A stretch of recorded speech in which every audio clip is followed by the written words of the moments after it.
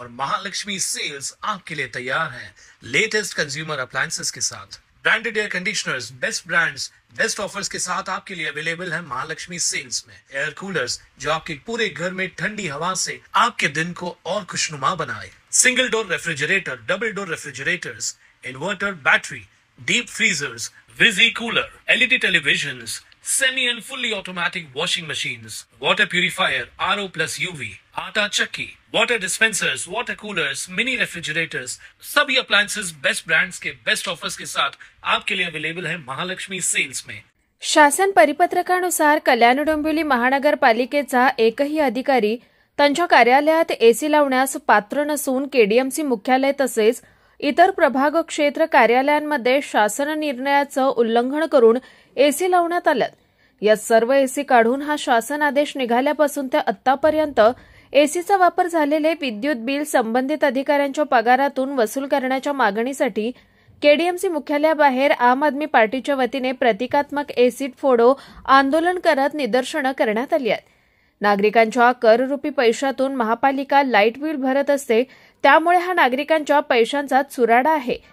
वातानुकूलित यंत्रणा बसवण्यासाठी महाराष्ट्र शासनाच्या दिनांक 25 मे 2022 रोजीच्या शासन निर्णयानुसार 7वें वेतन आयोग महाराष्ट्र नागरी सेवा सुधारित वेतन नियम 2019 वेतन स्तर 1,44,200 ते 2,18,200 च्या परिपत्रकानुसार कल्याण डोंबिवली महानगरपालिकेत आयुक्तांसह कोणीही अधिकारी पात्र नसल्यानं त्वरित हे वातानुकूलित यंत्र काढून टाकण्याची मागणी आपने केली असल्याची माहिती आम आदमी पार्टीचे कल्याण डोंबिवली शहर अध्यक्ष अॅडव्होकेट धनंजय जोगदंड यांनी केली आहे। 8 दिवसापूर्वी आम्ही आयुक्तांना भेटून पत्र दिलं होतं।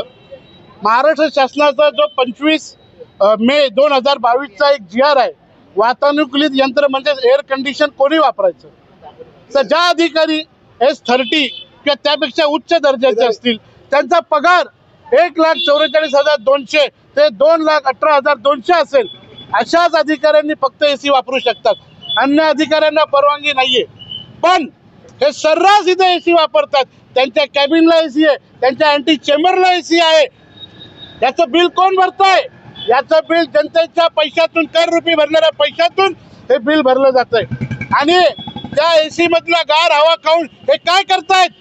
जनतेच्या विरोधात निर्णय घेतात। आम्हाला चालायला फुटपाथ नाही आहेत, खड्ड्यावाले रस्ते दिलेले आहेत, आरोग्य यंत्रणा व्हेंटिलेटरवर आहे। आपण बघू शकता या बातम्या। जनतेच्या कल्याणाचे एकही निर्णय अधिकारी इथे घेत नाहीयेत। अहो, कचरा, आमचा कचरा करून टाकला या महापालिकेने।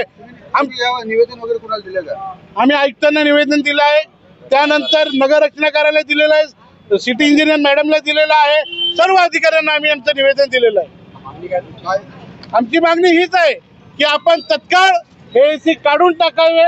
त्यानंतर हा जीआर आल्यापासून ज्या ज्या कॅबिनमध्ये ज्या ज्या अधिकाऱ्यांनी एसी वापरला असेल त्या सर्व अधिकाऱ्यांच्या पगारातून याची वसुली झाली पाहिजे। एखादा रिटायर झाला असेल त्याच्या पेन्शन मधून ही वसुली झाली पाहिजे, कारण हा गंभीर विषय आहे। 9.5 लाख रुपयाचं बिल महिन्याला येत आहे। जर एसी बंद झाले तर 3-3.5 लाख रुपये बिल येतील। जनतेचे 6 लाख रुपये फक्त या इमारतींमध्ये वाचतील। कुणाल म्हात्रे, स्वानंद मीडिया, कल्याण। ताज्या घडामोडींसाठी स्वानंद न्यूजला सबस्क्राइब करा आणि बेल आयकॉनवर क्लिक करा।